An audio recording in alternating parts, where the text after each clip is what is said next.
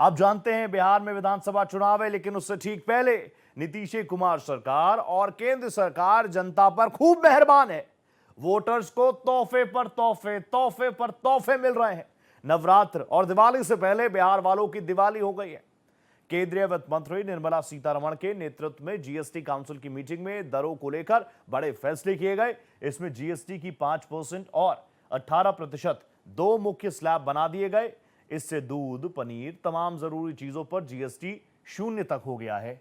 त्योहारी सीजन में लोगों को बड़ी राहत मिली है। जीएसटी काउंसिल के इस फैसले को बिहार चुनाव से जोड़कर भी देखा जा रहा है। अब इसका इंपैक्ट क्या? अब सिर्फ बिहार चुनाव से नहीं, कल कई एक्सपर्ट्स थे जो कह रहे थे कि 24 में मनमाफिक रिजल्ट नहीं मिला, इसीलिए केंद्र सरकार मिडिल क्लास को भी साध रही है और ये जीएसटी 2.0 है, इसका फोकस मिडिल क्लास ही है। इसी पर करेंगे सार्थक चर्चा, जुड़ेगा बड़ा पैनल। उससे पहले रिपोर्ट। बिहार में जहां एक तरफ पीएम मोदी के मां के अपमान पर घमासान छिड़ा है, तो वहीं दूसरी तरफ मोदी सरकार ने जीएसटी रिफॉर्म वाला मास्टर स्ट्रोक चल दिया है। केंद्रीय वित्त मंत्री निर्मला सीतारमण के नेतृत्व में जीएसटी काउंसिल की बैठक में दरों को लेकर कई बड़े फैसले लिए गए। इसमें जीएसटी की दो मुख्य स्लैब बना दिए गए हैं। इससे दूध, पनीर से लेकर तमाम जरूरी चीजों पर जीएसटी 0 कर दिया गया है। यानी त्योहारी सीजन में लोगों को घरेलू काम की कई चीजें, हेल्थ इंश्योरेंस, फ्रिज, बाइक से लेकर कारों तक में बड़ी राहत मिली है। ये केवल एक रिफॉर्म्स नहीं है। रिफॉर्म तो एक अंग्रेजी शब्द है। ये खुशियों का बयार है। ये एक बहुत बड़ी चेंज है और मुझे लगता है जिन लोगों को ये असंभव लगता था कि कभी हम जीएसटी ला पाएंगे, उनके लिए भी ये सोचने का विषय है। वित्त मंत्री जी को धन्यवाद देता हूं। उनके मार्गदर्शन में पूरे जीएसटी काउंसिल ने इसको पास किया। किसानों की चिंता की गई, किसान के साथ साथ आम व्यक्ति की चिंता की गई, पूरे भारत की अर्थव्यवस्था की चिंता की गई।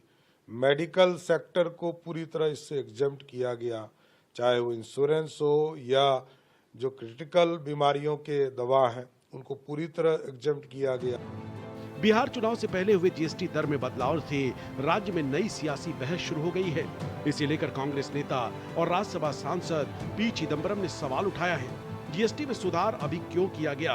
उन्होंने सवाल करते हुए कहा कि क्या ये फैसला सुस्त आर्थिक विकास, बढ़ता घरेलू कर्ज, घटती बचत, आगामी बिहार चुनाव या फिर अमेरिकी टैरिफ के दबाव में लिया गया है?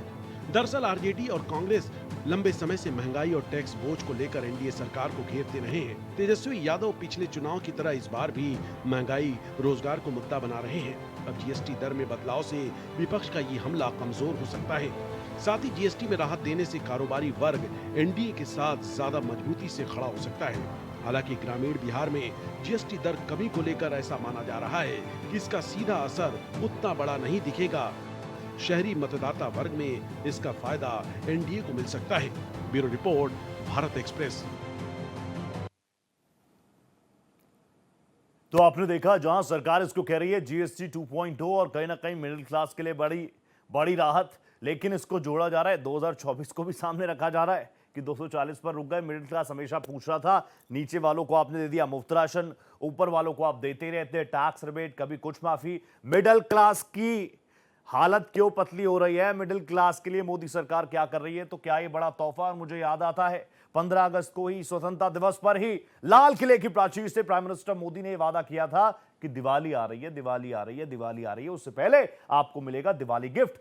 लेकिन उससे पहले ही आप देखिए, नवरात्रों की शुरुआत में ही ऐलान तो नवरात्रों से पहले हो गया, लेकिन 22 तारीख से लागू होगा, तो नवरात्र का पहला दिन होगा और सौगात दी है मोदी सरकार ने। इंपैक्ट देखते हैं। मेरे साथ जो जबरदस्त पैनल जुड़ा है, जल्दी से आपका तारुफ करा दूं। मेरे साथ धीरेन्द्र ताल साहब मुझे नजर आ रहे हैं, प्रवक्ता हैं भारतीय जनता पार्टी के। धीरेन्द्र सर नमस्ते। मेरे साथ यश श्रीवास्तव, जाने माने कांग्रेसी प्रवक्ता हैं, वो भी जुड़ने वाले हैं। मयंक सिन्हा पॉलिटिकल एडवाइजर हैं जेडीयू के, वो भी जुड़ेंगे। साथ ही स्क्रीन पर मुझे आरजू खान साहब नजर आ रहे हैं, प्रवक्ता हैं आरजेडी के। आरजू भाई नमस्ते, इस्तकबाल कर रहा हूं भारत एक्सप्रेस के इस प्लेटफॉर्म पर। और टैक्स एक्सपर्ट के तौर पर आकाश जिंदल भाई मुझे नजर आ रहे हैं, उनका भी वेलकम कर रहा हूं। शुरुआत में ताल साहब आपके साथ ही कर रहा हूं।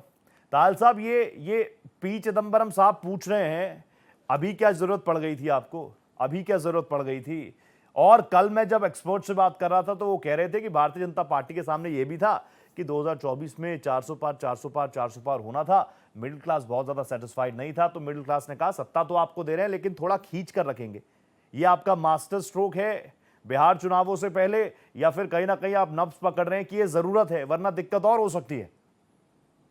बहुत बहुत धन्यवाद रोहित जी। सर, मैं तो ये कहूंगा सबसे पहले कि कर्मण्येवाधिकारस्ते मा फलेषु कदाचन। जी, हम तो कर्म कर रहे हैं, मोदी सरकार कर्म कर रही है, देश के हित में कर्म कर रही है। वाह। और सोचने वाले सोचते रहे ये कर्म क्यों किया, इसका क्या होगा। देश के भले के लिए हो रहा है। और चिदम्बरम साहब जिस सरकार में थे, मनमोहन सिंह सरकार में, वो मनमोहन सिंह सरकार थी जो वॉलमार्ट को लेके आई थी और उन्होंने कमिट किया था कि इससे जो रिटेल है उस पर कोई असर नहीं होगा। और एक स्टेटमेंट उनकी जो आज मेरे ध्यान में आती है कि money does not grow on trees, पैसा पेड़ पे नहीं लगता, मैं पैसा कहां से दूं, मुझे तो आप ही से लेना है। ये ऐसा कौन सा मनी प्लांट मोदी जी ने लगाया जिसपे पैसा लग रहा है और वो जनता में बांट रहे हैं। देखिए, पहले जब बजट आया तो किसी ने जो मांग थी वो भी 10 लाख तक की मांग थी लोगों की, कि 10 लाख हम कहेंगे कि 10 लाख तक हमें माफ कर दो टैक्स, तो बहुत तो सरकार शायद 8 करेगी। वो जो कि तोप का लाइसेंस मांगो तो पिस्तौल का मिलेगा, यहां 12 लाख तक माफ कर दिया। 1 लाख करोड़ उसमें रेवेन्यू जो था इंपैक्ट हुआ, वो कहां सरकार को नहीं गया, ये सब एक बात है, लेकिन आम जनता की जेब में वो रेवेन्यू रहा। सिमिलरली ये जीएसटी से माना जा रहा है कि करीब 48,000 करोड़ का रेवेन्यू इंपैक्ट होगा, तो वो जनता की जेब में रहेगा, जनता के लिए खुशहाली लाएगा। और मोदी जी ने कहा था, जैसे आपने कहा कि प्राचीर से कहा था कि मैं दिवाली पे आपको गिफ्ट देने वाला हूं, और दिवाली से पहले गिफ्ट आ गया। ये मोदी जी ही हैं जो जनता से मांगते नहीं, जनता को देते हैं, देने वाली सरकार है। तो ये मोदी जी ने करके दिखाया। उससे पहले आ रहा हूं आरजू सर। हाँ, आपका ओपनिंग आ गया धीरेन्द्र सर, एक बार ओपनिंग ले लूं फिर ये प्लेटफॉर्म आपका ही है। आरजू भाई, आपको आप भी कांग्रेचुलेट कर दीजिए। देखिए, रोजमर्रा की चीजें तो आप भी इस्तेमाल करते हैं, मैं भी इस्तेमाल करता हूं, कुछ चीजें बेहतर हो रही है तो तारीफ कर दीजिए। हालांकि मुझे लगता नहीं है, क्योंकि आरजेडी तो बार बार कह रही है कि बिहार के चुनावों में महंगाई की हुई बहुत मार, अब हम कैसे कहें एनडीए सरकार, कैसे कहें नीतीश कुमार। तो अगर आप तारीफ कर देंगे तो आपका ये महंगाई वाला जो फैक्टर है कमजोर पड़ जाएगा शायद। अनम्यूट कीजिए आरजू भाई, अनम्यूट कीजिए खुद को। मैं कह रहा हूं कि थोड़ा सा दिल थाम के बैठिए, मैं सब कुछ करूंगा। ठीक है। सबसे पहले इन्होंने कहा कि भाजपा कर्म कर रही है, तो इतने सालों से आपको कर्म कर रहे थे, ये आपने मान लिया, क्योंकि आप एक ऐसी वाहिद सरकार थे जिसने दूध, दही, पनीर, छेना पे, खाने की चीजों पे, दूध के बच्चे पे भी जीएसटी लगाया था। दूध आपने जीएसटी लगाया था। आरजू भाई बोलिए, आपकी आवाज आ रही है, बोलिए। जी जी जी जी, वही मैं कह रहा था कि आप इतने दिनों से कुकर्म कर रहे थे, तो ये कंफर्म हो गई थी बातें कि आप कुकर्म कर रहे थे, क्योंकि आप पहली ऐसी वाहिद सरकार थे जिन्होंने दो बच्चों के दूध पे, पनीर, छेना, दही, मक्खन, सब चीजों पे आपने जीएसटी लगाई थी। और हम तो विपक्ष देश का चिल्ला चिल्ला के सदन में कह रहा था, आपने तो कफन पे भी टैक्स लगाया साहब, वो कफन का टैक्स कब हटाइएगा। आपने जो शिक्षा, जिससे एकमात्र शिक्षा जो कि आपने महंगी कर दी है, कॉपी कलम किताबों पे भी आपने टैक्स लगाया है, आप बता दीजिए उस पे कब हटा रहे हैं। यानी कि देश का विपक्ष चिल्ला चिल्ला के कह रहा था तो आप कुकर्म कर रहे थे। अब आपको जब इलेक्शन आता है तो वो सारे कुकर्म धोने के लिए कहते हैं कि मास्टर स्ट्रोक, और जब देश का विपक्ष संसद के अंदर चिल्लाता है तो आप कान में तेल डाल के बैठे रहते हैं, आपको सुनाई नहीं देता है।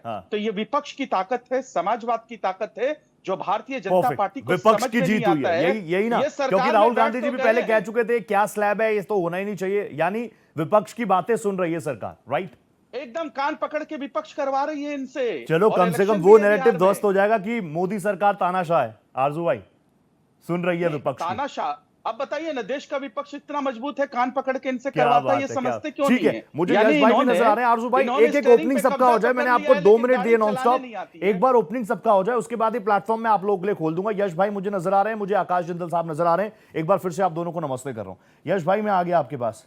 यश भाई प्लीज आप मुझे बताइए ना, कांग्रेस तो जीएसटी की फुल फॉर्म क्या बताती थी, सबको पता ही है, गब्बर सिंह टैक्स। अब कुछ बेहतर लग रहा है कि नहीं लग रहा?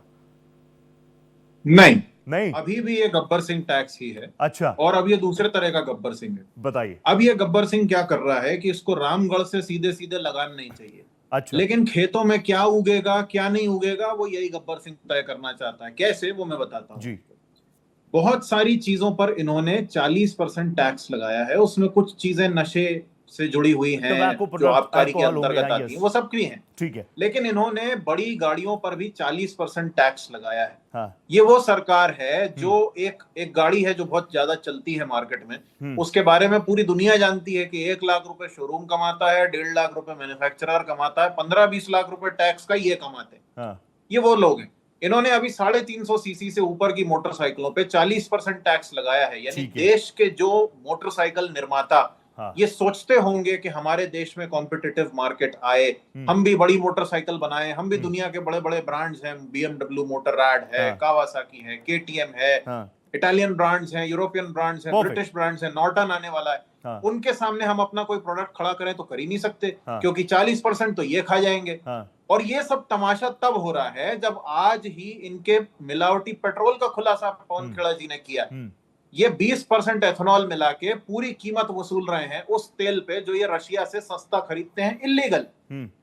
तो इनके दोस्त कमाते हैं पैसा, इनके गडकरी जी के पुत्र कमाते हैं साल में 17 करोड़ से सीधे 500 करोड़। यस, मिडिल क्लास के लिए फायदा हुआ कि नहीं हुआ? मिलावटी पेट्रोल पे पूरा पैसा देती है। मिडिल क्लास को तो कोई ये फायदा हुआ जीएसटी नहीं का हुआ? जो नौटंकी है ना रोहित भाई, हाँ, ये जीएसटी की जो नौटंकी है इनकी, हाँ। ये सब टेम्परेरी है। हाँ, मैं तो ये सोच जैसे रहा था इनको यश भाई कि इनके आज आप narrative में आओगे तो जगह ये मिलेगी, बोलोगे ये कि उसमें राहुल रियायतें गांधी भी ने कम कर फ्लोर देंगे। ऑफ द हाउस में ये सारी बातें कही थी, क्योंकि वो टैक्स को लेकर, जीएसटी को लेकर बार बार बोलते रहे। मैंने उनके कई बयान पढ़ लिए, मुझे लगा शायद सरकार ने उनको सुन लिया होगा। आज आप इनको कॉन्ग्रेचुलेट करोगे कि अच्छा किया आपने राहुल जी की बात मांग ली। अब तो आप कह रहे हैं कि ये तो बहुत गलत कर रहे हैं। कॉन्ग्रेचुलेट तो हम इनको करेंगे और पूरा देश करेगा। कब? जब इनकी चोरी की सरकार जाएगी तब इनको कॉन्ग्रेचुलेट करेंगे कि अब आराम से बैठिए, बर्बादी बहुत कर चुके हैं, अब आराम से बैठ के आप तमाशा देखिए। ठीक है, तब यश भाई, इनको पूरा देश कॉन्ग्रेचुलेट करेगा। ठीक है यश भाई, ओपनिंग आ गया। एक बार आकाश जिंदल जी के पास में हुआ हूं, वो आखिरी गेस्ट है मेरे साथ इस पैनल के, तो उनका मैं ओपनिंग ले लूं। आकाश सर, नमस्ते कर रहा हूं फिर से। आकाश सर, आवाज आ रही है आपको मेरी? नमस्कार आकाश जी, प्लीज मुझे बता दीजिए, अब मैंने आपको? कांग्रेस से पूछा कि आप तो इसको कहते हैं गब्बर सिंह टैक्स, लेकिन आप इन चीजों को ज्यादा बेहतर समझते हैं। प्राइम मिनिस्टर मोदी ने वादा किया प्राचीर से लाल किले की कि गिफ्ट दूंगा, गिफ्ट दूंगा, गिफ्ट दूंगा। गिफ्ट मिला देश को? जी हाँ, देखिए कांग्रेस का मैं बहुत सम्मान करता हूँ, हमारी सम्मानित देश की अपोजिशन पार्टी है। ठीक। देश को बहुत बहुत इंपॉर्टेंट गिफ्ट मिला है, बहुत बढ़िया गिफ्ट मिला है। हाँ। मिडिल क्लास को जो गिफ्ट मिला है, खासकर नवरात्रि और दिवाली के टाइम, ठीक है। जिस समय शुभ माना जाता है परचेजिंग करना, अब मिडिल क्लास की जो एस्पिरेशंस हैं, ख्वाहिशें हैं, वो पूरी कर पाएंगे। घर के लिए नया LED लेके आना है, बिटिया के लिए नया 2 व्हीलर लाना है, नई गाड़ी लानी है, वो सब एस्पिरेशन। मैं तो कह रहा हूँ हेल्थ इंश्योरेंस लेना वो भी जीरो हो गया, लाइफ इंश्योरेंस लेना वो भी जीरो हो गया। जी जी, हाँ। मिडिल क्लास हमेशा जो है स्ट्रगल करता है अपने इनकम और एक्सपेंडिचर के बीच में जी। वो खर्चे कम करने की कोशिश करता है और कमाई बढ़ाने की, तो उसके खर्चे कम हो जाएंगे और दिवाली उसकी खुशियों भरी हो जाएगी, जगमग भरी हो जाएगी। दूसरी तरफ मैक्रो इकोनॉमिक्स के हिसाब से क्या होगा, अब हिंदुस्तान एक प्राइस सेंसिटिव इकोनॉमी है। हाँ। यहाँ डिमांड बढ़ जाएगी, कंजम्पशन बढ़ जाएगी, कंजम्पशन बढ़ेगी तो प्रोडक्शन बढ़ेगी, हाँ। प्रोडक्शन बढ़ेगी तो जॉब अपॉर्चुनिटीज, हाँ। बहुत लोगों को रोजगार मिलेगा और इनकम टैक्स कलेक्शन बढ़ जाएगी। मेरी ऑर्गेनाइजेशन आकाशजिंदल.in ने कैलकुलेशन की है कि इससे जीएसटी कलेक्शन भी कम नहीं होगी। मैं आपको उसकी डिटेल भी दे सकता हूं पूरी वर्किंग। क्या होगा कि इससे क्या वॉल्यूम इतने जनरेट हो जाएंगे कि जो जीएसटी के पोटेंशियल लॉसेज हैं वो वाइप आउट हो जाएंगे। वैसे भी 40% का एक तीसरा स्लैब है जो कुछ हद तक लॉसेज को न्यूट्रलाइज कर रहा है। तो सबसे पहले तो मिडिल क्लास और लोअर मिडिल क्लास को एक बहुत प्यारा दिवाली गिफ्ट मिल जाएगा। ठीक है। दूसरा, इकोनॉमी के लिए जीडीपी बूस्टर हो जाएगा, नौकरियां मिलेंगी युवकों को, इनकम टैक्स कलेक्शन बढ़ेगा। तीसरा, जो टैरिफ लगे हुए हैं, टैरिफ की वजह से पिछले 1 महीने से लगातार मैं ग्लोबल और डोमेस्टिक चैनल्स पे चर्चा कर रहा हूं कि उसकी वजह से शायद जो हमें एप्रीहेंशन है कि जीडीपी ग्रोथ कहीं कम ना हो जाए, जॉब लॉसेज ना हो जाए। अब अगर होते भी हैं तो ये जो जीएसटी का नया स्लैब है उसे न्यूट्रलाइज करके कुछ ना कुछ पॉजिटिव में ले आएगा। ठीक है। तो मेरे हिसाब से एक तरफ मिडिल क्लास को बहुत बढ़िया दिवाली गिफ्ट है। Please allow me to complete. Please. दूसरा जो है इकोनॉमी को बहुत बड़ी बूस्टर डोज है। तीसरा जो है टैरिफ्स के जो पोटेंशियल नेगेटिव थे उसको एरेडिकेट कर देगा। तो मेरे हिसाब से एक बड़ी विन विन सिचुएशन है।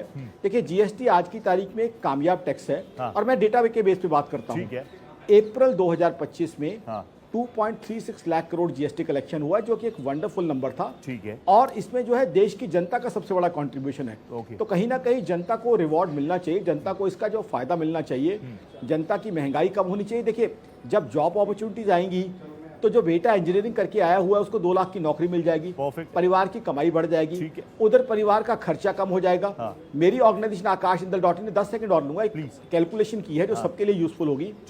एक अगर एवरेज हाउस होल्ड जो है, मान लीजिए 1.25 लाख रुपए महीना कमा रहा है फ्रॉम ऑल सोर्सेज, और खर्चा उनका 1 लाख का है, भोजन के ऊपर, एजुकेशन के ऊपर, हेल्थ के ऊपर, इंश्योरेंस के ऊपर, या जो कोई बाइक लेनी है उसकी इंस्टॉलमेंट्स के ऊपर, तो वो जो है 1 लाख रुपए का खर्चा अब 6,500 कम हो जाएगा। अब ये जो 6,500 है उस हाउस होल्ड के लिए बहुत प्यारा है, क्योंकि उससे वो पिकनिक पे जा सकते हैं, आउटिंग पे जा सकते हैं, रेस्टोरेंट में जा सकते हैं, मल्टीप्लेक्स में जा सकते हैं, कुछ शॉपिंग और कर सकते हैं। तो कहीं ना कहीं मिडिल क्लास के लिए ये बड़ा तोहफा है। प्रधानमंत्री ने इस तोहफे का जिक्र भी किया था। मैं वापस आऊंगा आकाश सर, एक बार ओपनिंग सबकी हो गई, अब ये प्लेटफॉर्म आप ही लोगों का है। धीरेन्द्र सर मैं वापस आपके पास आ गया, आकाश सर वापस आऊंगा आपके पास में। धीरेन्द्र सर प्लीज आप मुझे बताइए ना, अभी आपने यश को भी सुना, यश बहुत स्माइलिंग भी है और ये सवाल भी पूछते हैं। यश यही तो पूछ रहे हैं, कांग्रेस यही तो पूछ रही है, पी चिदम्बरम साहब यही तो पूछ रहे हैं, अभी क्या जरूरत पड़ गई थी? बिहार चुनाव सामने है, यही है सच्ची बात, फिर बंगाल चुनाव है, यही सच्ची बात, फिर 26 में तमिलनाडु जाएंगे, यही है सच्ची बात। मतलब आम लोगों से लेने देना नहीं है, पॉलिटिकल टाइमिंग होगी तो फायदा मिलेगा। बिल्कुल ठीक है जी, इसीलिए तो हमने उनको इतनी बार कहा है कि एक बार में हम एक ही चुनाव कराएंगे, ये वो भी नहीं मानते। अच्छा, 1 नेशन 1 इलेक्शन, यस। हिंदुस्तान में तो कोई ना कोई चुनाव चलता रहेगा, तो क्या ये जो जीएसटी का सब कुछ इतना बड़ा रिलीफ दिया है, इतना बड़ा बेनिफिट दिया है, सिर्फ बिहार के लिए दिया है या सारे देश के लिए दिया देश है? के लिए। तो वो उसका ये कहना बिल्कुल। और दूसरा जो इन्होंने कहा कि जी आरजू भाई कह रहे थे कि जी आप कॉपी पर कब कम कर रहे हैं, वो शायद देखना भूल गए, कॉपी पे 0 हो गया है, तो वो शायद मिस हो गया उनसे, तो उनकी इच्छा पूरी हो गई। अब तो मुझे विश्वास है कि जब आप अगला उनको मौका देंगे वो थैंक यू बोलेंगे कि जी मेरी इच्छा थी 0 हो जाए, उन्होंने आपने 0 किया, थैंक यू सो मच। सो इससे ज्यादा जो एजुकेशन है, हेल्थ है, इवन एग्रीकल्चर, ताकि एग्रीकल्चर में मॉडर्नाइजेशन हो, ड्रिप इरिगेशन को, ट्रैक्टर को, और सारे जो मैकेनाइज्ड इक्विपमेंट हैं सब पे जीएसटी कम किया गया, ताकि भारत का किसान उठ खड़ा हो। और दूसरी तरफ टैरिफ पे भी पूरे डट के मोदी जी खड़े हैं कि जो मर्जी हो जाए, मैं अपने किसानों का जो हित है उसको कॉम्प्रोमाइज नहीं करूंगा। ठीक है। और लेकिन यहां चिंता, अब यश भाई को चिंता यह है कि वो जो इटली वाला मोटरसाइकिल वाला है वो आना चाहता है, तो वो कैसे आएगा, क्योंकि वो इटली वाला है, उसके लिए चिंता हो रही है यश भाई को, क्योंकि वो कुछ कहीं ना कहीं है। अब हमेशा कांग्रेस जो है वो 350 से ऊपर सीसी वाले के लिए 40% के लिए क्यों लड़ती है? जो आम जनता है जिसके लिए मोदी जी कुछ कर रहे हैं, उनके लिए इतना कुछ दिया जा रहा है कि उनकी जेब में पैसा आए, और वो भी प्लान्ड है कि वो पैसा आएगा। तो जैसा जिंदल जी ने कहा कि एक अपवर्ड स्पाइरल, एक कंजम्पशन इकोनॉमी आएगी, या तो सेव करेगा तो बैंक में डालेगा तो इंडस्ट्री को मिलेगा, नहीं तो कंजम्पशन होगी। कंजम्पशन होगी तो एक बार फिर जो इकोनॉमी है स्टिमुलेट होगी। और जो इन्फ्लेशन की बात हो रही कि जी महंगाई चिल्लाते थे, आपने भी कहा महंगाई चिल्लाते थे, महंगाई retail inflation is at 8-year low, और ये जीएसटी इंप्लीमेंट होने के बाद में 1% और ड्रॉप कर जाएगी। एंड ड्रॉप इन इन्फ्लेशन जो है वो फूड लेड है, फूड लेड है कि जो खाने पीने की चीजें हैं वो सस्ती हो रही हैं। तो इस बार आरजेडी के पास कुछ नहीं है कहने को, कांग्रेस के पास कुछ नहीं है कहने। नहीं, मैं तो कह रहा हूं, आप कह रहे हैं ना वो थैंक यू बोल दे, आप भी थैंक यू बोल दो। आरजू भाई कह रहे हैं कि विपक्ष ने तो बताया, विपक्षी तो आपको सही राह पर लेकर आ रहा है, उनकी बातें आपने सुन ली। 10 सेकंड में रिएक्ट कर दीजिए यश भाई, then you have to join in.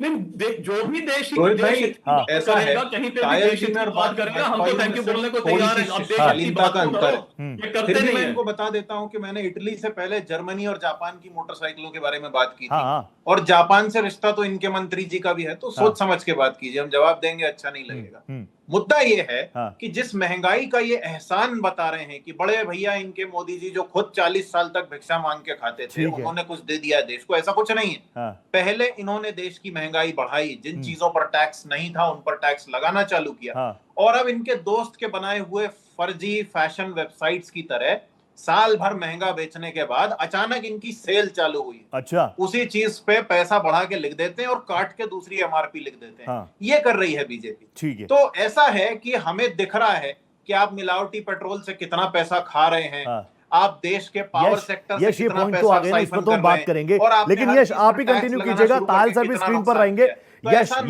Yash please आप ही बोलिएगा, मैं बस एक चीज पूछ रहा हूं, मैं चाहता हूं ना इस शो के बाद सारी बातें क्रिस्टल क्लियर हो जाए जनता के सामने। यश, कांग्रेस ही तो आरोप लगाती थी बीजेपी पर कुछ वक्त पहले तक कि कुछ चुनिंदा व्यापारियों के लिए ही फायदे हो रहे हैं, कुछ चुनिंदा व्यापारियों के लिए ही फायदे हो रहे हैं, अमीरों के लिए काम हो रहा है, मिडिल क्लास को इग्नोर कर रहे हैं, उसको दबाया जा रहा है। अब मिडिल क्लास के लिए कर तो दिया, दूध के उत्पाद हो गए, घी मक्खन हो गया, दवाइयां हो गई, टूथपेस्ट हो गया, ये सारी लिस्ट लेकर मैं बैठा हूं, लेकिन आकाश जी बैठे हैं इसलिए मुझे इसकी जरूरत नहीं है। लेकिन अब आप बोलिए ना, आप कहते थे पहले कि ये सिर्फ कुछ चुनिंदा लोगों को अमीर बनाने में लगे हैं, मिडिल क्लास का खून चूस रहे हैं, अब मिडिल क्लास को राहत दे रहे हैं, तो आप कह रहे हैं नहीं अब इन्होंने 40% वाली स्लैब ला दी है। तो ये लोग कंफ्यूज नहीं होंगे कांग्रेस की लाइन से? नहीं नहीं नहीं, बिल्कुल नहीं होंगे, क्योंकि मैं बार बार याद दिला रहा हूं कि ये महंगाई बढ़ाने वाले भी तो यही हैं। अच्छा, क्या पहले दूध पर टैक्स लगता था? मतलब टैक्स लगाया नया, उसके बाद वो टैक्स हटा दिया तो हम एहसान माने कि वाह वाह वाह वाह, आपने टैक्स हटा दिया। 28% का स्लैब लाया कौन था? और ये 40% की नौटंकी कौन लेके आया अभी?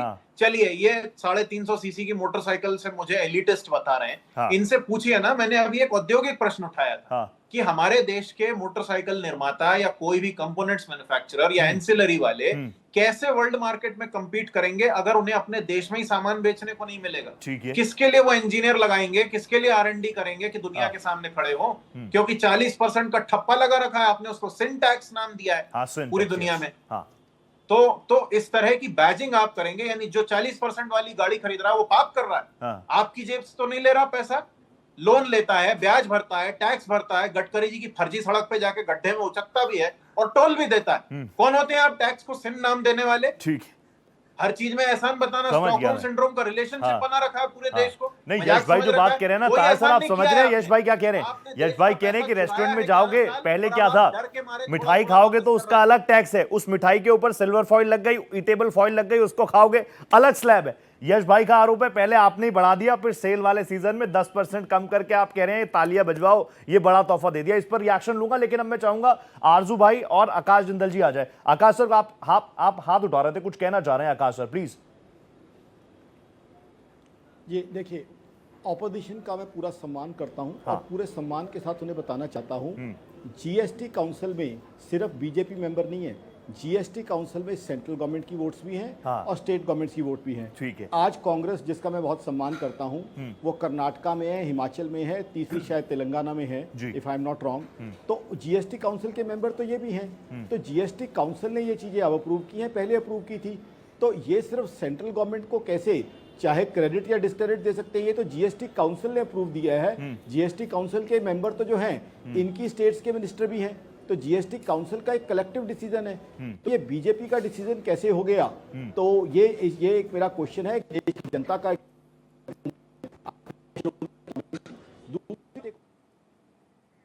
यस सर, कुछ ऑडियो में दिक्कत है आकाश भाई, मैं आ रहा हूं आपके पास। आरजू भाई प्लीज आप आ जाइए, प्लीज मुझे बताइए ना, आपको क्या लग रहा है कि ये सुधार है कि नहीं है, या फिर चुनावी स्टंट है बस? आरजू भाई। सुधार है, आप ही बताइए ना। इस आजाद भारत में तो पहली बार ऐसा हुआ ना कि बच्चों के दूध पर भी जीएसटी लग गए, कफन पे भी जीएसटी लग गए। ठीक है। और हम चिल्लाते रहे संसद में, उस बात को मैं दोहराता हूं। अच्छे, आपने तो कह दिया, ये लगाती है सरकार, फिर उसको खत्म करती है और दूसरे चीजों पे 40% एक्स्ट्रा बढ़ा देती है। ठीक है। यानी कि एक तरफ इलेक्शन के वक्त में नाटक करती है दिखावा करने का, और दूसरी तरफ 40% बढ़ाती है। मैं पूछता हूं, वो जो पहले जो गैस सिलेंडर घरों में 450-500 का मिलता था, अभी देने में ये असक्षम क्यों है? ये जो रिफाइंड तेल था, जो आपको रिफाइंड मस्टर्ड ऑयल था, जो 120 रुपए 140 रुपए लीटर मिलता था, आज 200-250 रुपए में क्यों मिलता है? इसका जवाब कौन देगा? क्या त्योहारों में पकौड़े नहीं तलोगे क्या घरों में? नहीं आजू भाई, आप भी कंक्लूड कीजिएगा, आगे आप ही बोलिएगा। आप अब बिहार में चुनाव भी सामने ही है ना, बिहार में क्या कुछ डाइवर्सिटी है, क्या कुछ डेमोग्राफी है, कितना उससे ऊपर है, कितने नीचे हैं? यही कहना चाहता हूँ कि ये सरकार पहले कंबल दान करती है और फिर उसको छीन लेती है, ये ऐसे ही है। इन्होंने दूध पे, पनीर पे, छेना पे, हर चीजों पे इन्होंने टैक्स लगाया। देश की वाहिद ऐसी पहली पार्टी है जिन्होंने इन चीजों पे लगाया, कॉपी पे, किताब पे, पेन पे, कफन पे लगाया। अब उसको इलेक्शन के वक्त में 5% स्लैब में लेके आते हैं। तो आरजू भाई रिलीफ नहीं है, अभी रिलीफ नहीं है। और मैं कहता हूँ वो गैस सिलेंडर, वो जो पेट्रोल डीजल जो बिहार में जो सबसे उत्तर प्रदेश, झारखंड और बंगाल से जो महंगा मिल रहा है, वो बोर्डिंग होर्डिंग जो थे, बहुत हो गई महंगाई की मार। अब की बार मोदी सरकार ये सब झूठा क्यों है? इन सब चीजों पे कैसे बातें होंगी? वो रिफाइंड ऑयल, मस्टर्ड ऑयल, वो जो घरों में जो गृहणियां जो महंगाई से जो झेल रही हैं, हाँ। जो समोसे और पकौड़े जो तल रही हैं, वो कैसे तलेंगी, इस पे भी नहीं बातें होंगी। इसी सरकार ने लगाए थे ना। ये सरकार ऐसी सरकार है कि पहले खून देती है, बाद में उस खून को डबल डोज में वापस लेती है। लेकिन आप जिसकी बात कर रहे हैं ना, देखिए आप कह रहे हैं ना, देखिए cooking oil, jam, chocolate, noodle, process food, चश्मे, जूते, मोमबत्ती, ये 12% के स्लैब में थे, अभी आ गए हैं 5% के स्लैब में। Isn't it a big यही तो मैं relief? कह रहा हूं ना, यही तो मैं कह रहा हूं ना। इस सरकार ने पहले लगाए, साल 2 साल लूटा, उसके बाद आनंद फानन में इलेक्शन में कम करती। इस सरकार का क्या यकीन करें कि अरे पहले तो हम सोचते थे बस कि पेट्रोल ही कम हो रहा है, डीजल ही कम हो रहा है चुनावी सीजन में, अब तो पूरी कुकिंग ऑयल से लेकर एसी, टीवी, फ्रिज सब कुछ ला रही है। तो ये तो मुझे लग रहा है कि ठीक ठाक जगह पे ले आए। आकाश सर, आपकी आवाज चली गई थी, आप कुछ कह रहे थे, प्लीज कंटिन्यू कीजिए आकाश सर। यश, फिर आ रहा हूं जी। सबसे इंपॉर्टेंट बात यह है, विपक्ष का मैं बहुत सम्मान करता हूं, पूरे सम्मान पूर्वक इनसे पूछना चाहता हूं, क्या ये लोग जीएसटी काउंसिल के मेंबर नहीं है? देखिए, जीएसटी काउंसिल में जहां सेंट्रल गवर्नमेंट है वहां स्टेट गवर्नमेंट्स भी है। तो कांग्रेस जो है आज कर्नाटका में है, हिमाचल में है और तीसरा शायद तेलंगाना में है, 3 स्टेट्स में है, शायद किसी और में भी हो। तो ये भी तो जीएसटी काउंसिल के मेंबर हैं। अगर पहले जीएसटी बढ़ाया गया था तो ये उसका हिस्सा थे। कल भी जो जीएसटी काउंसिल जिसने अप्रूव किया ये भी उसका हिस्सा है। तो इन चीजों का क्रेडिट या डिस्क्रेडिट तो सारी जो है समूची पॉलिटिकल क्लास जो जीएसटी काउंसिल के मेंबर हैं उनके ऊपर आएगा। अकेली बीजेपी ना तो इसका क्रेडिट ले सकती है, ना ही डिस्क्रेडिट ले सकती है। दूसरी बात मैं ये कहना चाहता हूं, आज की तारीख में देखा जाए तो इसमें जो आज यूएस ने टैरिफ लगाए हुए थे, यूएस के टैरिफ से जो हमारी इकोनॉमी की एप्रीहेंशन थी कि हमारी जीडीपी ग्रोथ कम हो जाएगी, हमारी एम्प्लॉयमेंट अपॉर्चुनिटीज कम हो जाएंगी, वो एप्रीहेंशन हमारी दूर हो जाएंगी। मैं आपके सामने पूरी कैलकुलेशन देता हूं, इससे जीडीपी ग्रोथ 0.8% बढ़ जाएगी। ये कैलकुलेशन है मेरी ऑर्गेनाइजेशन akashjindal.in, कहे तो पूरी डिटेल दे दूंगा। एम्प्लॉयमेंट अपॉर्चुनिटीज बढ़ जाएंगी, यूथ की सैलरी बढ़ जाएगी। जब सेल बढ़ेगी तो जाहिर सी बात है इनकम टैक्स कलेक्शन बढ़ जाएगी। तो इसमें तो देश जो है बहुत फायदा हो जाएगा। और स्टेट्स में भी जहां तक है, जो अपोजिशन रूल स्टेट्स हैं उसमें भी इनको फायदा मिलेगा, क्योंकि जब वहां एम्प्लॉयमेंट अपॉर्चुनिटीज मिलेगी यूथ को, तो इनका यूथ जो है इनकी स्टेट में इनका धन्यवाद करेगा। तो मेरे हिसाब से मात्र बीजेपी नहीं, पूरी की पूरी पॉलिटिकल क्लास को इसका फायदा मिलेगा, देश के आम आदमी को इसका फायदा मिलेगा। देखिए, जब यूएस ने टैरिफ लगाया तो टैरिफ पूरे देश पे लगाया है, वहां हमें देखना पड़ेगा, हमें एकजुट होके उसका कोई ना कोई समाधान, कोई ना कोई सोल्यूशन उसका निकालना पड़ेगा। दूसरी बात, जीएसटी आज ये तो माना जाएगा ना कि एक बहुत कामयाब टैक्स है। मैं तो डेटा दे रहा हूं, अप्रैल का जो है कलेक्शन 2.36 लाख करोड़ का है। जहां तक ये है कि क्या बीजेपी ने काम किया है कि नहीं, उसके लिए भी मैं डेटा दूंगा। 10 सेकंड मुझे चाहिए होंगे, काफी देर से वेट कर रहा हूं। आज देखिए जीडीपी ग्रोथ का डेटा है क्वार्टर का 7.8% का। मैं विपक्ष को पूरे सम्मान के साथ कहता हूं, आप 192 कंट्रीज हैं, बाकी उसमें से कोई भी चुन लीजिए, अमेरिका, जर्मनी, चाइना, क्या कोई भी हमारे बराबर ग्रो कर रहा है? अमेरिका की जीडीपी ग्रोथ बता दूं, जनवरी टू मार्च 2025 में नेगेटिव जीडीपी ग्रोथ दी है। जर्मनी जो दुनिया की 3rd बिगेस्ट इकोनॉमी है वो, और यूरोप की सबसे बड़ी इकोनॉमी है, 2023 और 2024 में नेगेटिव जीडीपी ग्रोथ दी है। यूके ने सितंबर और अक्टूबर 2024 में नेगेटिव जीडीपी ग्रोथ दी है। जापान ने जनवरी टू मार्च 2025 में नेगेटिव जीडीपी ग्रोथ दी है। अब ये दुनिया की सबसे बड़ी इकोनॉमीज हैं। तो विपक्ष को पूरे आदर और सम्मान के साथ कहना चाहता हूं, आप 192 में से कोई भी कंट्री चूज कर लीजिए पिछले 5 साल में, क्या किसी ने इंडिया के बराबर तरक्की की है? आप देखिए तो डेटा है, और ये डेटा आकाश जी आप वेट कर रहे थे ना, आप ये कह रहे हैं ना मैं वेट कर रहा हूं। I'll give you 30 more second, लेकिन प्लीज मुझे आप बता दीजिए, विपक्ष तो कह रहा है 7.2 के साथ भी this is the dead economy.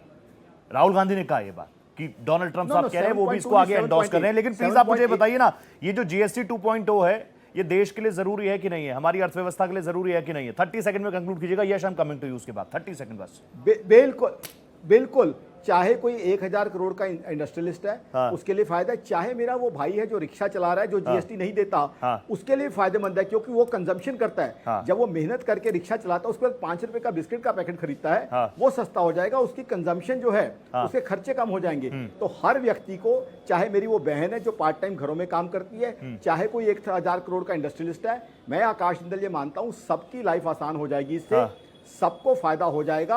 आम के आम गुठलियों के दाम, मैक्रो इकोनॉमिक्स के हिसाब से this is definitely a suitable provision. I can give you the detailed numbers how each and every month GST collection is not going to get diluted because of this. I can also give you the number how income tax collection would swell because of this. I can also give you the number how ये सारी reports में लूंगा और अपने shows में जरूर चलाऊंगा। मैं आ रहा हूँ Yash, now you have to react.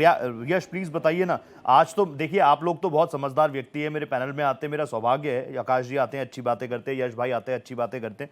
आज तो मेरी मम्मी कह रही थी, मेरी मम्मी खुश थी कि दूध भी कम हो जाएगा, घी भी ठीक हो जाएगा, ड्राई फ्रूट्स भी अच्छे हो जाएंगे। होता है ना, माँ को बड़ी चिंता होती है कि हमारा बेटा देखो कमजोर हो रहा है। उनको नहीं पता मैं डाइटिंग कर रहा हूँ, लेकिन मेरी माँ कह रही है कि तुम कमजोर हो रहे हो, अब ड्राई फ्रूट्स के लड्डू में बनाऊंगी, तुम्हें खाने हैं, दूध भी कम हो रहा है, दूध भी पीना है। तो मेरी मम्मी तो खुश है। लेकिन यश, जो बातें यहां पर आकाश जी ने कही, 7.8% पहली तिमाही के रिजल्ट जीडीपी के, still it's a dead economy.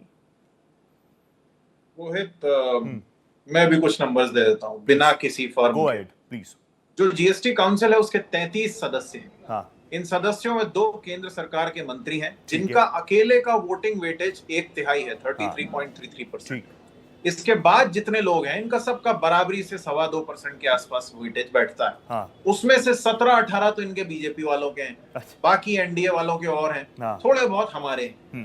तो यहाँ पे इनकी वो बात खत्म हो जाती है कि जीएसटी काउंसिल में हमारे मेंबर नहीं है क्या। इससे सिद्ध हो जाता है कि 1/3 प्लस वो 17-18 लोग मिलके पहले इन्होंने महंगाई बढ़ाई, उसके बाद अभी हम पर एहसान जता रहे हैं। अच्छा। दूसरी बात, जीएसटी कलेक्शन अच्छी बात होती यदि उसका फायदा हमें जनता को मिलता हुआ दिखाई देता।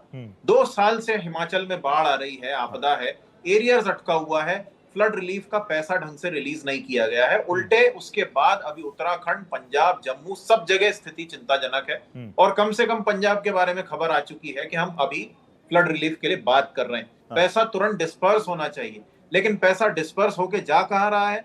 तो कभी गडकरी जी का कुछ खुल के आता है, कभी अडानी जी का कुछ खुल के आता है।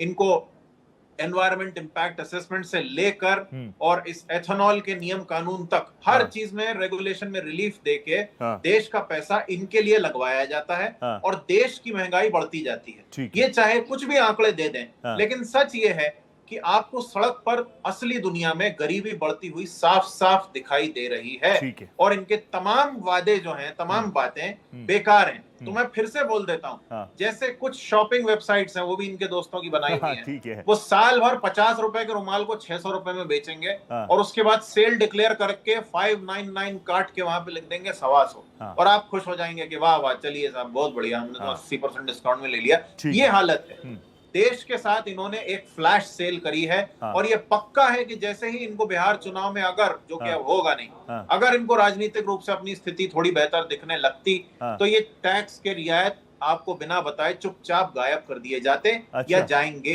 लेकिन उससे पहले यानी अगले 4-6 महीनों में इनकी वोट चोरी की सरकार जाएगी। ठीक है, ठीक है। ताल सर, मैं आपके पास आ रहा हूं। ताल सर, देखिए जो सवाल यश ने पूछा ना, मैं क्या करूंगा अपने सवाल पूछ के, आप लोगों के बीच में चीजें आ जाएं। आप लोग सदन में भी आसपास बैठते हैं, टीवी डिबेट्स में भी आसपास बैठते हैं। ताल सर प्लीज मुझे बता दीजिए, जो सवाल यहां पर यश ने उठाया कि सड़क पर निकलो तो गरीबी बढ़ रही है, बिहार को सामने रख लेता हूं, बिहार को सेंटर में रख लेता हूं। ग्रामीण बिहार में आपके इन जीएसटी का फायदा आम लोगों तक पहुंचेगा?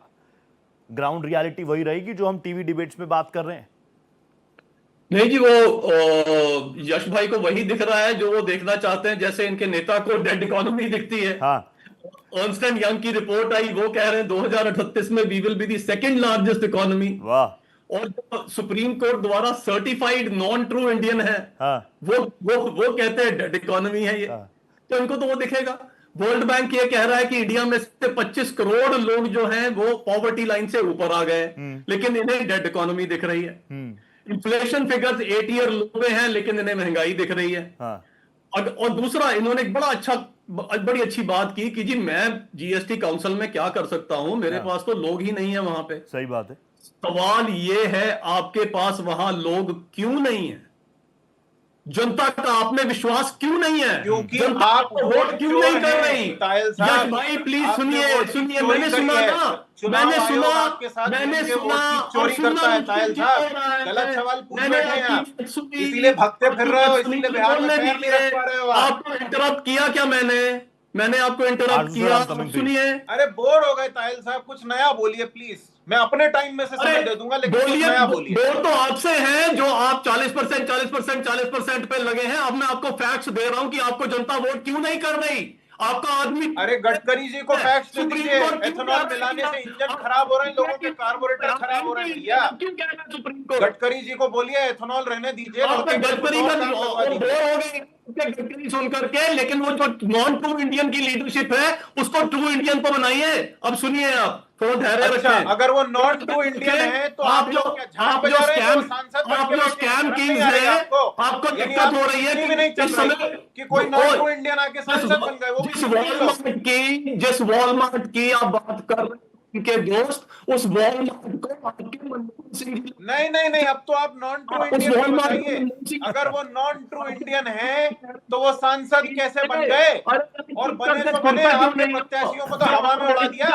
4,10,000 वोट से जीते हुए काहे के नॉन ट्रू इंडियन तो आप हैं। सुनने की मणिपुर चल रहा है, आप यहाँ बैठ के भाषण सुना रहे हैं बीजेपी का।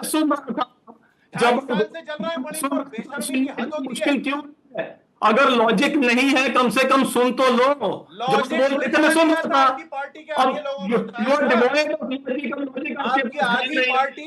लॉयल शब्द लॉजिक लिख नहीं सकती कागज पे कि संसद की तरह मैं यहाँ भी हो हल्ला करके निकल जाऊंगा। बिल्कुल करेंगे, हर जगह करेंगे। आपने चोरी करी है, हम खुलासा करेंगे। हल्ला से होगा कुछ नहीं भाई, मेरे सुनना पड़ेगा।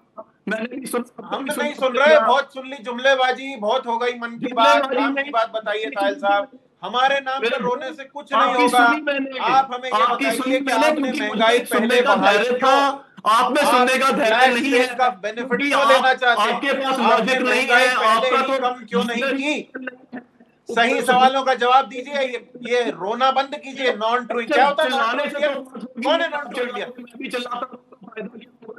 कुछ नहीं मिलेगा। नॉन ट्रू इंडियन वो है जो जाके दूसरे देश में अपना मजे मारते हैं और यहाँ आके 5 साल रोना याद आता है उनको। ताल सर थोड़ा सा पीछे होके बोलिए। ताल सर आपकी आवाज बहुत सही आ रही है वैसे तो, लेकिन थोड़ा सा पीछे होके बोलेंगे और क्लियर आएगी। Tal sir, Yash I will give you time. Akash sir आ रहा हूं, आरजू भाई आपके पास भी आ रहा हूं। ताल सर प्लीज कंक्लूड कर दीजिए, 30 मोर सेकंड्स फॉर यू। इनका ये कहना जी हमारे पास नहीं है वहां पे नंबर, अगर जनता वोट करती तो नंबर होते। लेकिन अगर जो कम नंबर भी थे, क्या उन्होंने डाइसेंट रिकॉर्ड करवाई है वहां पे? They have agreed with the whole decision. कोई डाइसेंट नहीं है इनका। यहाँ आके ड्रामा कर रहे हैं ये। वहां पे डाइसेंट क्यों नहीं दिया? डाइसेंट तो दे सकते थे। ये यहाँ की जनता के सामने एक ड्रामा रच रहे हैं। तो ताल सर मतलब ये ना कि क्रेडिट सिर्फ मोदी जी को नहीं, क्रेडिट मिलेगा विपक्ष की पार्टियों को भी, जो जीएसटी काउंसिल के मेंबर्स है सबको क्रेडिट मिलेगा जी। यही है ना? इसका जवाब दे दूं, ये जो वोट चोर की बात कर रहे हैं, शायद इन्हें ये नहीं पता पवन खेड़ा की जो वाइफ है उनके 3 वोट बने हुए हैं। तो वोट चोर ये खुद है। ठीक है। और इलेक्शन कमीशन इतना निठल्ला है कि 3 आपको वोट ही नहीं देता, जनता भी निठल्ली है, आपको वोट नहीं देती। इलेक्शन कमिश्नर को लिखे नहीं। इलेक्शन कमीशन में प्रॉब्लम है। क्या फोकट नहीं खाने बैठा इलेक्शन कमीशन में प्रॉब्लम है, जनता में प्रॉब्लम नहीं। अब ईवीएम में प्रॉब्लम नहीं है सर।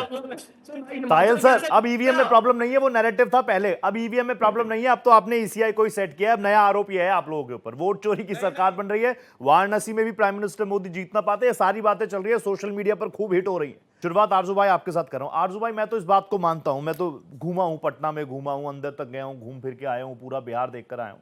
लोग कहते हैं, मैंने तो यह भी देखा है कि जो राबड़ी देवी जी का आवास है उसके आसपास रेडियां भी लगाते हैं लोग। मैंने ऐसा चीफ मिनिस्टर हाउस कहीं देखा ही नहीं था जिसके आसपास कोई गरीब आदमी ठेली लगा ले, अपना काम कर ले।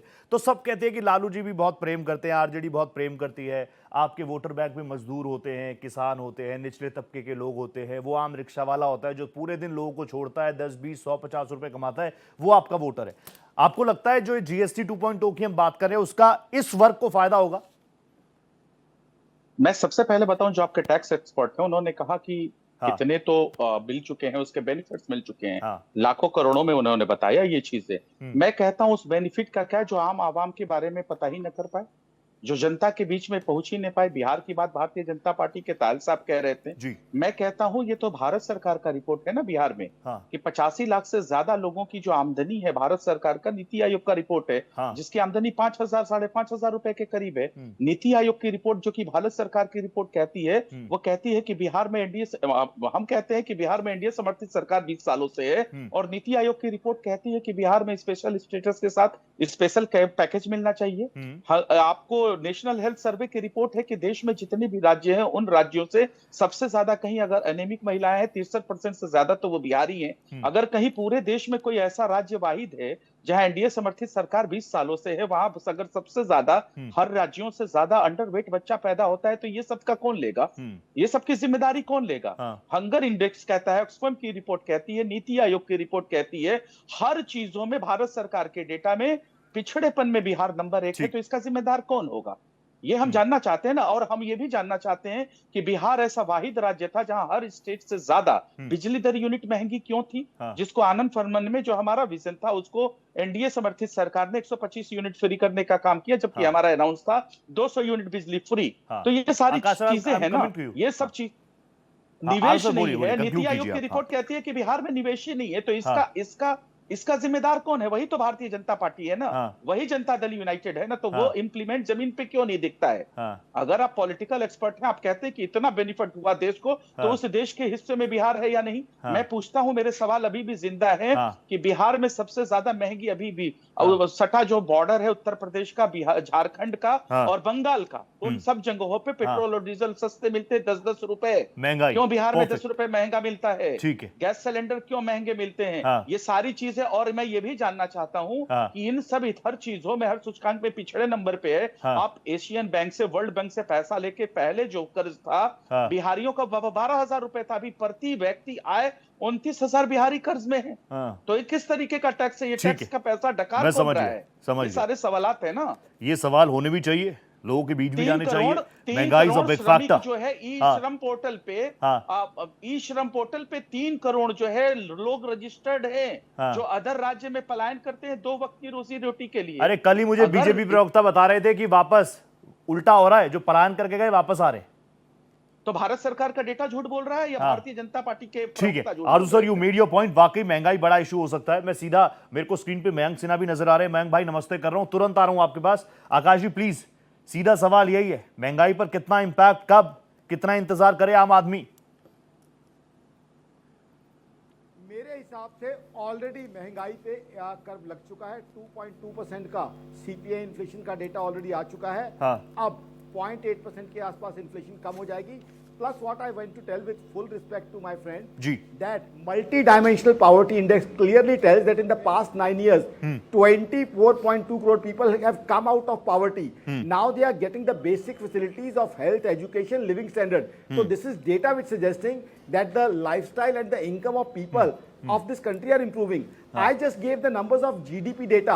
Now, with due regards and lot of respect, my friends from both the opposition parties, they haven't replied on that. Can they compare my GDP growth data with any country? I gave you data of US, which is the biggest economy. I gave you data of China, which is the second biggest economy, which is suffering from deflation. I gave you the data of Germany. I gave you the data of Japan. I also requested them that I can compare India with any of the 192 economies which they choose. Have they even named one economy which can compete with India? For the past 5 years, consistently, our economy has been performing despite of all odds. So I would say the credit goes to Prime Minister Modi and his team.